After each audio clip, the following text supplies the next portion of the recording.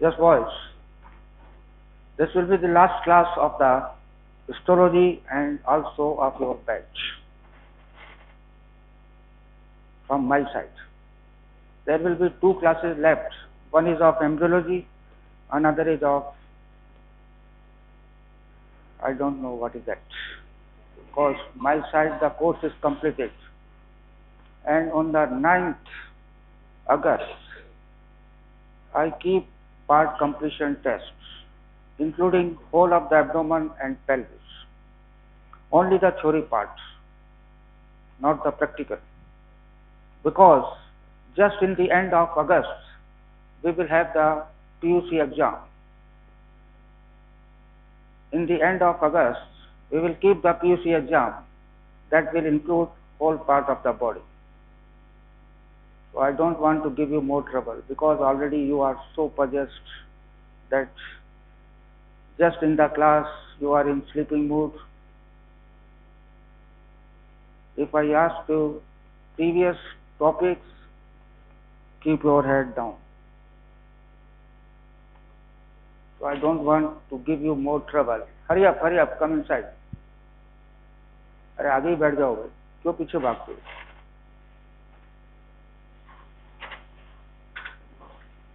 Okay, the today is skin, and also I will tell you about the eye wall.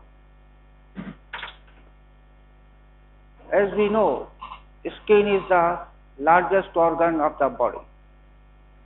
I am using it is the largest organ of the body, and it constitutes about 16% of total body weight.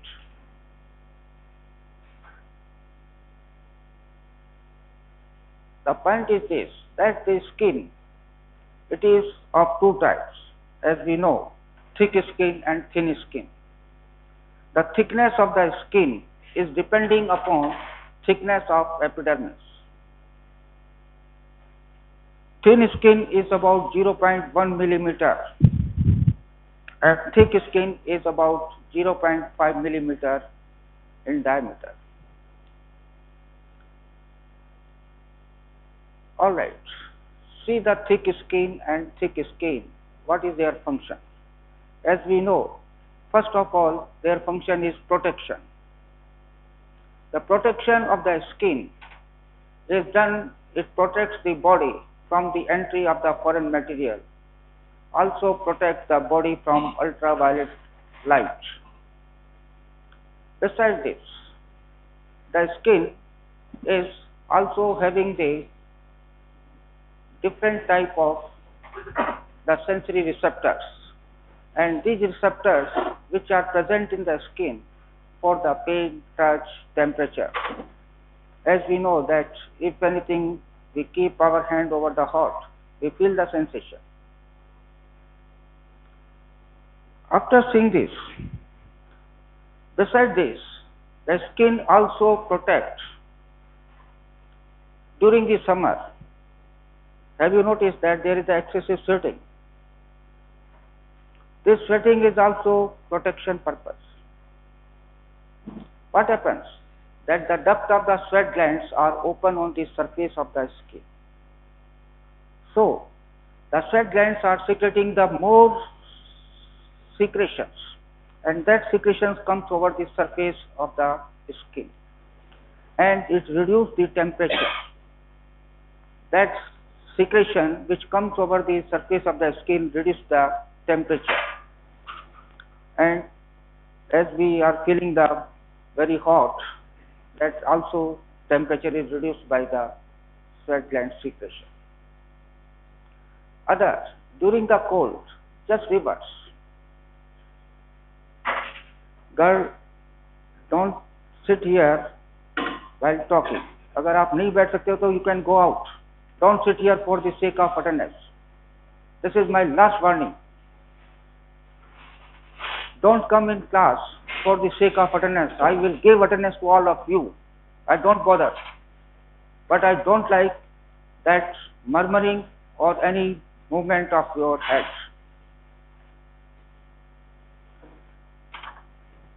During the cold, what happens? The temperature is very low. By that time, there is vasoconstriction of the vessels. The blood vessels vasoconstrict. So the more blood is comes over the surface, and that prevents the loss of heat. So that is the two way by which the skin protects from, or you can say the thermal protection by the skin. ये gate बंद कर दो.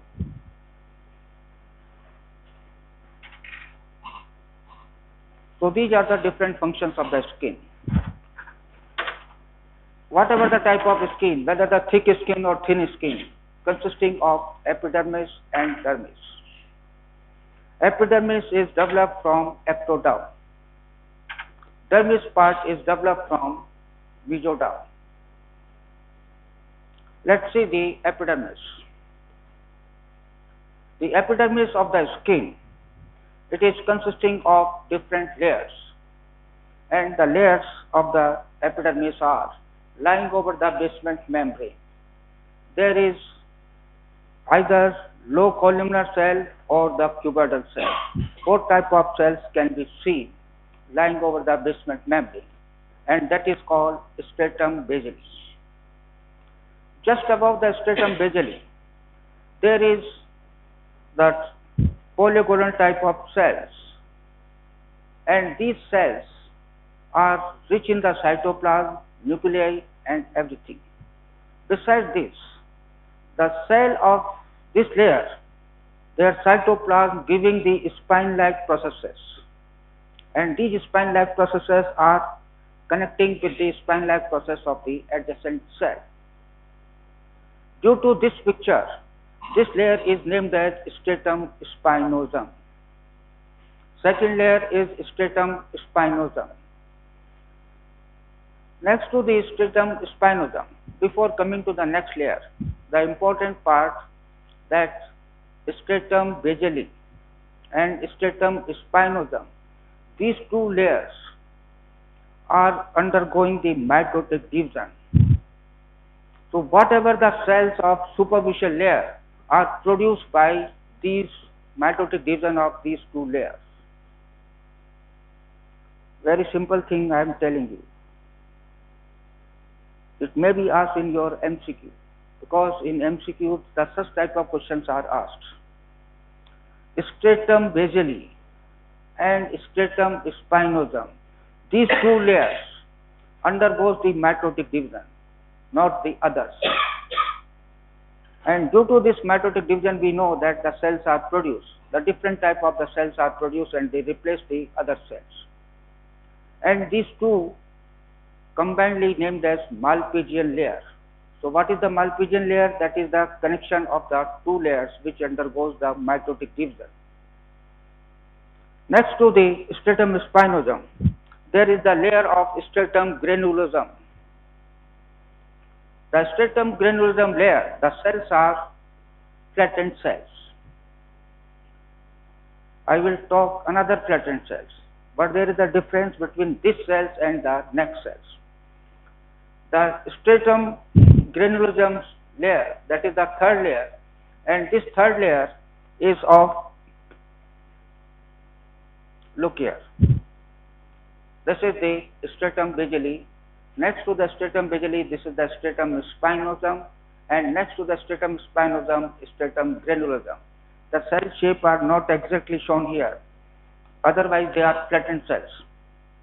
And the cells are having the nucleus and the cytoplasm underlying that. Because beyond that, the cells are dead cells. They are not having the nucleus. The other cells which I will talk just now are not having the nucleus, and these are named as dead cells. But stratum granulosum is having the nucleus and the cytoplasm, and the cytoplasm is also having the keratohyalin granules. Fourth layer, that is the stratum lucidum. This stratum lucidum, this diagram is not perfect because the nuclei are shown here. In stratum lucidum, the cells are again flattened, but there is no nucleus. These are dead cells, and their layers are about 4 to 5 layers. And another important part, the stratum lucidum layer is present only in the thick skin, not in the thin skin. Stratum lucidum is present only in the thick skin, not in the thin skin. Next to that, there is come the stratum corneum, not shown here. The stratum corneum is again the flattened and dead cells, but the cells are filled up with the keratin granules. No doubt, the cells are dead, but the cells are filled up with the keratin pigments. So these are the different layers. Now we can understand the thick skin is having all the 5 layers and thin skin is having the 4 layers. Which layer is absent? The stratum lucidum. So that is the picture of epidermis. Below the epidermis, there is the layer of dermis. Okay, meanwhile, I am telling you that dermis part is consisting of 2 layers, papillae and the reticular fibers. The important part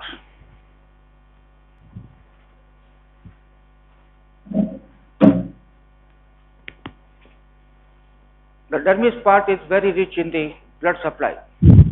As I told you, the papillary layer and the reticular layer.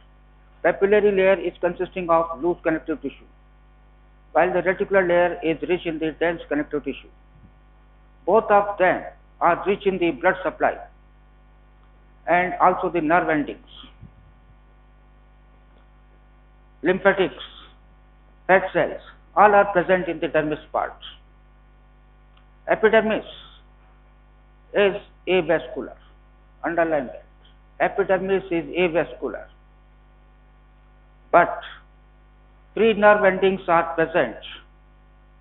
I am using the word, the free nerve endings are present. It is avascular, receiving its nutrition from the dermis.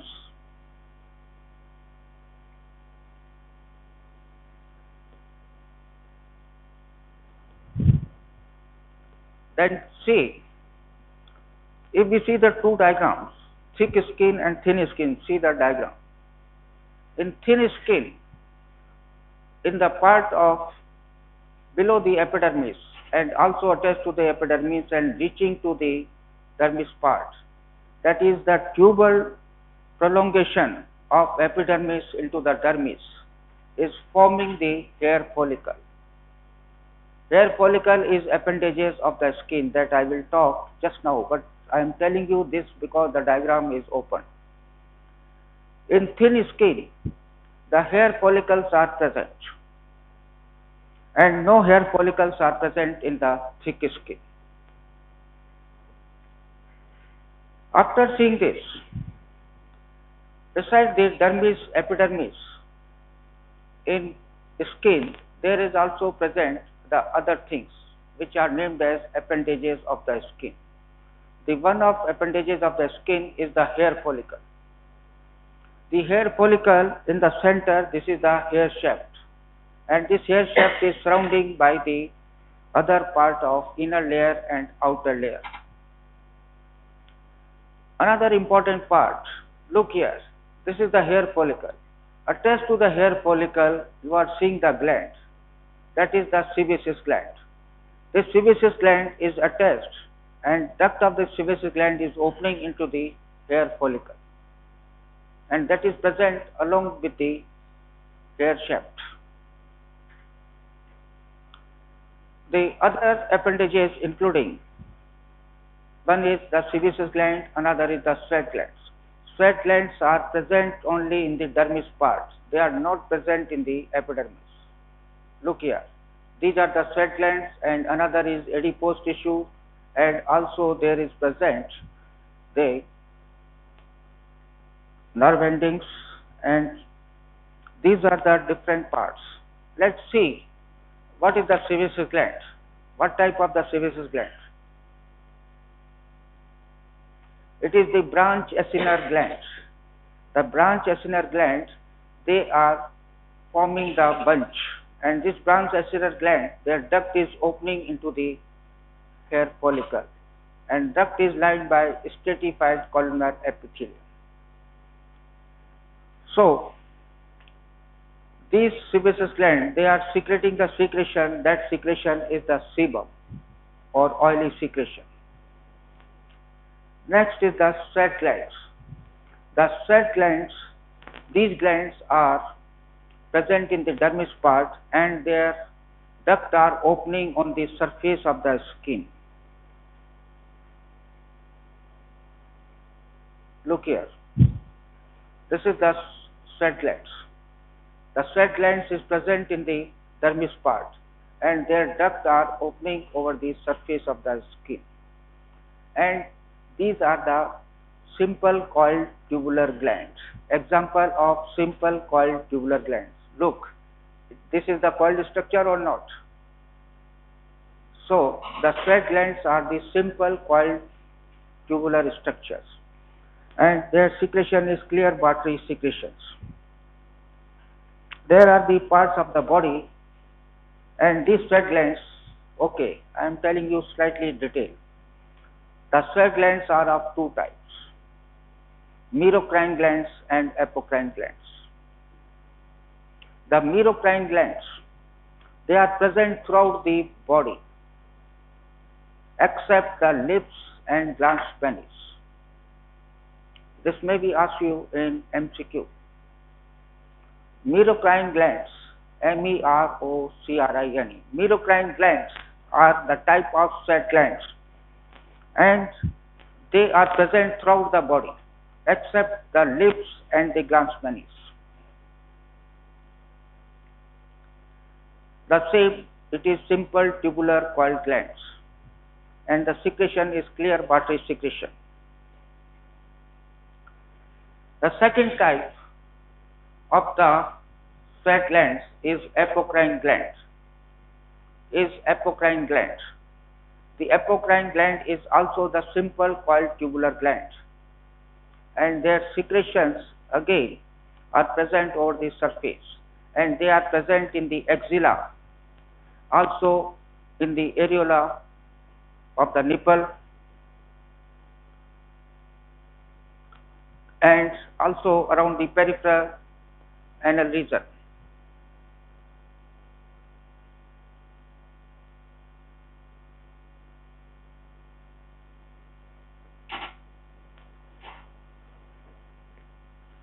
So these are the various parts of the skin. In thick skin, what you will find? Yes, tell me. How you differentiate the thin skin and thick skin slide? Thick skin, first is epidermis is thick. Okay, no hair follicles. Where the thick skin present? Palm and sole. Have you seen any hair follicle?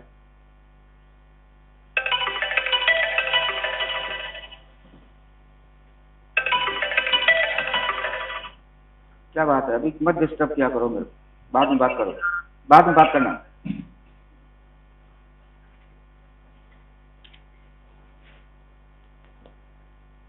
After this, the next class is of eyelid, cornea, retina. But I know that you people had been taught eyeball.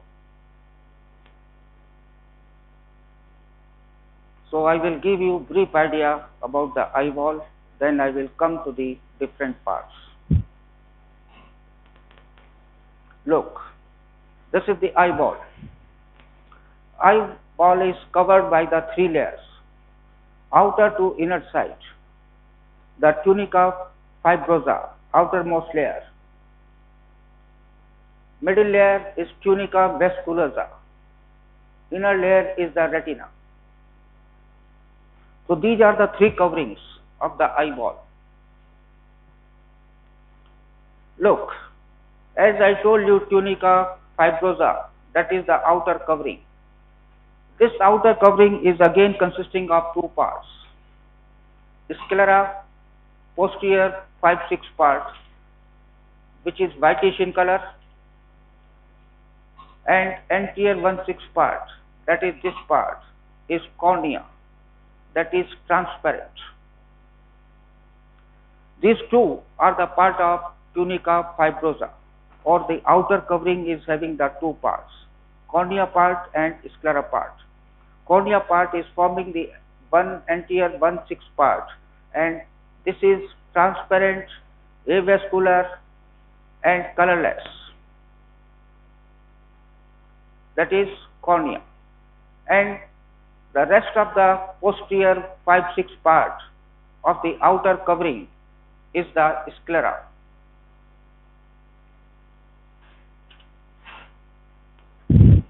The sclera is piercing by the vessels and nerves. You can see here, this is the optic nerve, and along this there is also the vessels which are piercing the sclera posteriorly.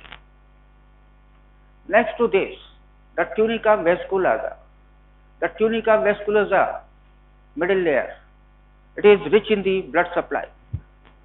Name, what is the name? Tunica vasculosa. It is also named as uveal tract, UVEAL, uveal tract, or tunica vasculosa, which is rich in the blood supply. And this middle layer is having the different parts, and these different parts are, look here, iris. You are seeing these are the iris and ciliary body.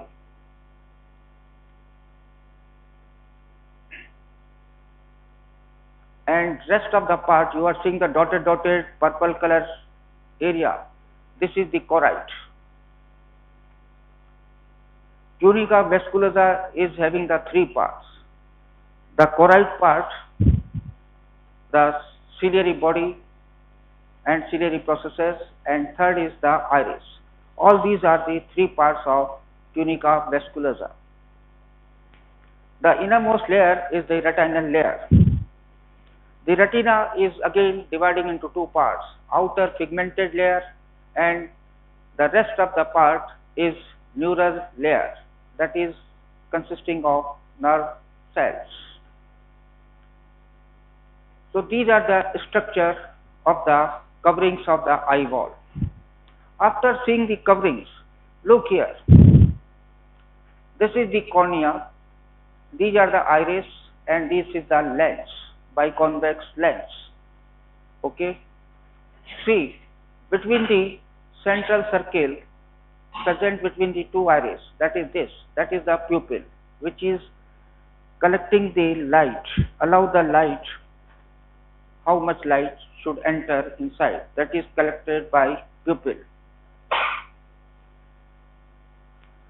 And this is the lens. All right. See, what is this part? Cornea, and these are the iris. So this space is called anterior chamber of the eye. Anterior chamber of the eyeball is present between the cornea anteriorly and iris posteriorly. So this is the anterior chamber of the eyeball, and these are the iris, this is the lens. So between the iris anteriorly and posteriorly the lens, this is the posterior chamber of the eye. Clear? And in the posterior chamber you are seeing the ciliary body and ciliary processes here. Diagram देख के समझ लीजिए. Look, anterior chamber between the cornea anteriorly and posteriorly the iris, and between the iris anteriorly and posteriorly the lens. This is the posterior chamber of the iris, and in the posterior chamber you are seeing the ciliary body and ciliary processes. Now see this larger area just posterior to the lens and also behind by the innermost layer of the retina. This is the vitreous chamber. So there are the three chambers in the eyeball. Another thing, the eyeball is filled up with the aqueous humor, and that aqueous humor is the watery fluid. This aqueous humor is secreted from ciliary bodies. This aqueous humor is secreted from ciliary body. So, where the ciliary bodies are present? In the posterior chamber. So, aqueous humor secreted in the posterior chamber comes in the anterior chamber. How? Through the pupil. Very simple. Here in the posterior chamber, the aqueous humor is secreted, and this aqueous humor comes into the anterior chamber through the pupil. And from the anterior chamber, there is also the another layer which is called canal of Schlemm. And through this canal of Schlemm, the aqueous humor from anterior chamber to pass into the veins present over the eye wall. The purpose of aqueous humor, it maintains the pressure of the eye. It maintains the constant pressure of the eye. So that is the gross anatomy of the eye wall. Okay. Any problem? Sorry, you have never problem. Problem will have the teacher by the time of biology.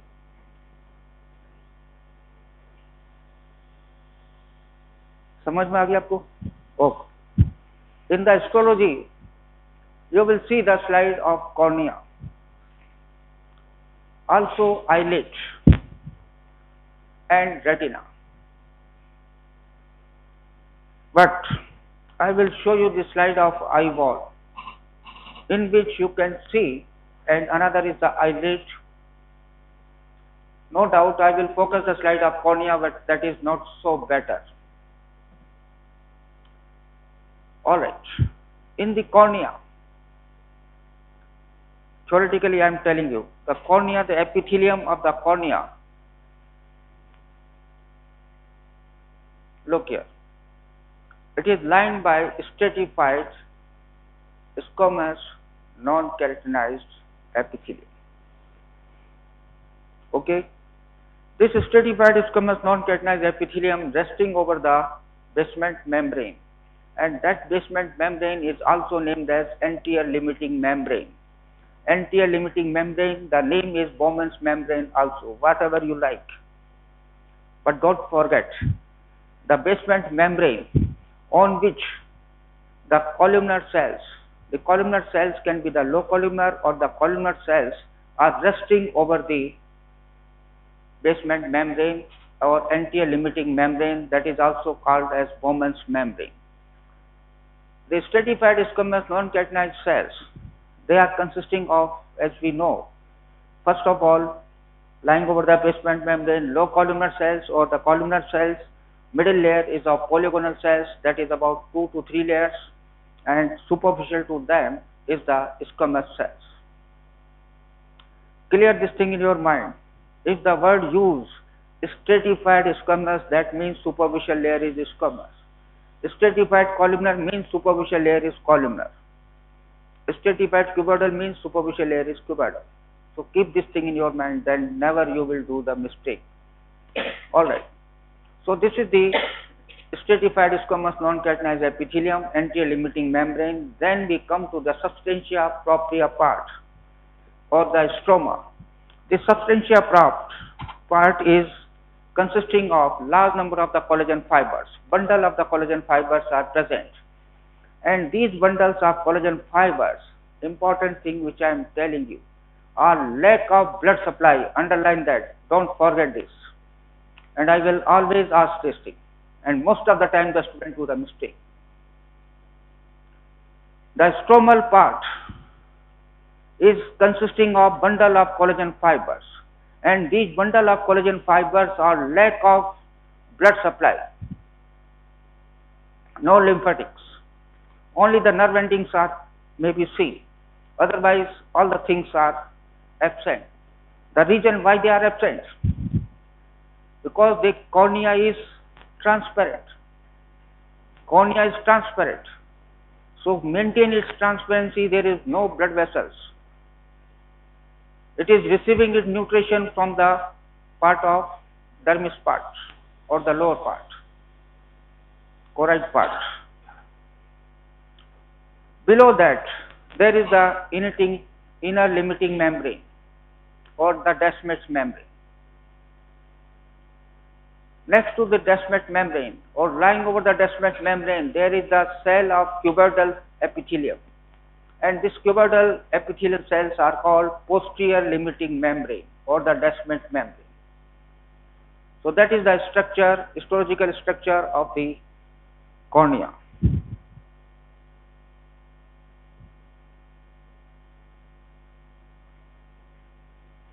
Now see, this is the slide eyelid. The eyelids are movable flap and the skin of the eyelid are devoid of hairs only at the eyelid ridge, only at the edge of the skin of eyelids only the hairs are present, otherwise rest of the part of the skin is hairless. It is lined by the epithelium. See, on the outer part, the epithelium is of again stratified squamous, non-keratinized, and it is the part, if you see the eyelid, the inner surface of the eyelid is covered by the conjunctiva. I am talking of the inner surface. Inner surface of the skin is covered by the conjunctiva, and the conjunctiva are two types. That is the part which is lining under the skin of eyelid, and rest of the part of conjunctiva which is passed over the eye wall. That is called bulbar conjunctiva, and the conjunctiva which is present under the skin of eyelids is called the palpebral conjunctiva. That is not so important. Another part, you can see the part of the sweat glands and also the muscle. Look this part. There you can find the orbicularis oculi muscle. So this is the section of orbicularis oculi muscle. Sometimes the levator palpebrous superior muscle fibers can be seen if the section is taken of this. Otherwise, two types of the muscle fibers are seen: orbicularis oculi muscle bundles and also the levator palpebrous superior muscle fibers. The third thing, you can see the tarsal plate. The tarsal plate is also surrounding by the gland as shown in the diagram, tarsal glands. What is the tarsal plate? That is a keratin plate and covered by the glands or simple. That is called tarsal plate, double layer.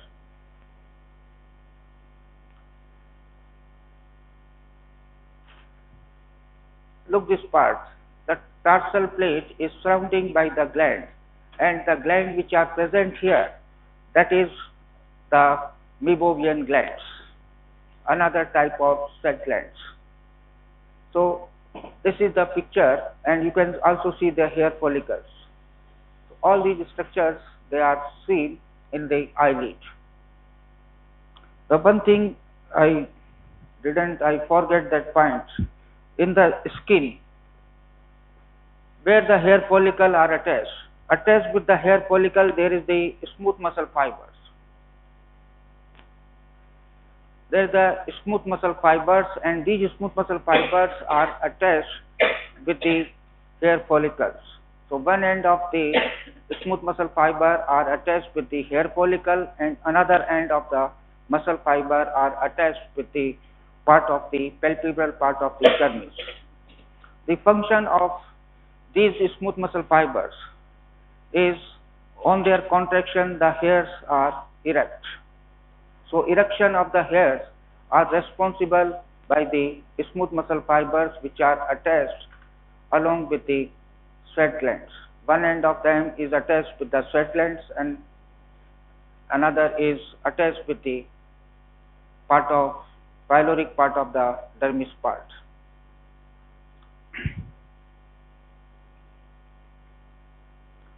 The another slide, the important one. Generally, the teachers ask us what are the different layers of the retina. That is the innermost layer of the eyeball. It is having the 10 layers, but never commit. Before speaking, never commit, sir. It is consisting of 10 layers. And if you forget one or two layers, what will be happen? Starting from the outer to inward, the first one is the pigmented layer. You can see this pigmented layer is consisting of the cuboidal cells, and it is rich in the part of keratin pigments. Second, the layer of rods and cones. These are the photoreceptors. Layers of rods and cones. Below the layer of rods and cones, you are seeing the bunch of the nuclear dotted structure. Have you seen? The large number of the nuclei fibers. These are the nuclei of the rods and cones. And below this, you are seeing the synapses between the axon of the rods and cones and dendrites of bipolar cell. Okay, try to understand. First is the layer of rods and cones. Second, outer nuclear layer. Then outer plexiform layer. Then the third, inner nuclear layer. Then inner plexiform layer. And then the ganglionic cell layer. Alright. Now try to understand. Whatever the light is coming, that is taken by this layer of rods and cones. The rods are for the dim light. They are sensitive for the dim light. And cones are for the bright light. And also responsible for the color. We can appreciate the differentiation of the colors and more visual acuity are by the cones. The axon of these cells, rods and cones, they comes down. The nuclei of these are present here in the external limiting membrane. So external limiting membrane are having the nuclei of the rods and cones. Then their axons comes down in the outer plexiform layer. In the outer plexiform layer, they are making synapses with the dendrites of the inner nuclear layer. So outer plexiform layer is the synapses between axons of the rods and cones and the dendrites of the bipolar cells. The bipolar cells, the nuclei are present in the inner nuclear layer. The axon of the bipolar cells coming down in the inner plexiform layer. Here they synapse with the dendrites of ganglionic cell layer. That is inner plexiform layer. The axons of the ganglionic cell layer comes down in the nerve fiber layer, and these axons of ganglionic cell layer join together and forming the optic nerve. Understand? The axon of ganglionic cell layer, they join together and forming the optic nerve. That is the nerve of sight. So all these are the layers which are present in the retina. Outer layer is outer pigmented epithelium. Below the pigmented epithelium, the layers of rods and cones, photoreceptors, and then the external limiting membrane, that is over which the rods and cones are resting. The outer nuclear layer, these are the nuclei of the rods and cones, and their axons coming down, and they synapse with the dendrites of the bipolar cells in the outer plexiform layer. The bipolar cells nuclei are forming the inner nuclear layer, and there the axons are synapsing with the dendrites of ganglionic cell layer in the inner plexiform layer, and ganglionic cell layer axons coming down and they join together forming the optic nerve. Okay. The next class, the one more slide which I will focus, optic nerve. Very simple to identify. In the center of it, there is present the central artery of retina and also the central vein of retina. What the student do the mistake over the coverings. The coverings are of the brain, outer meningeal layer, outer is dura mater, inner is arachnoids, and innermost is the pia mater. So these are the three coverings which are surrounding the optic nerve. The point is, optic nerve is not a real nerve. It is large extension from the brain. It is the extension of the brain. That is why it is having the three coverings. Okay?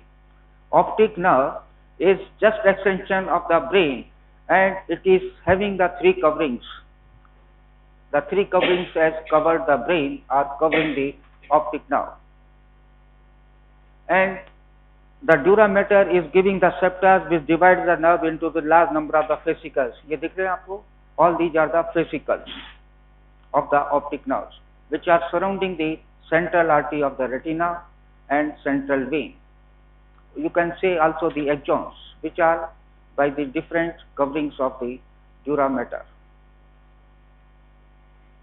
So that are the slides which you will see in the next class.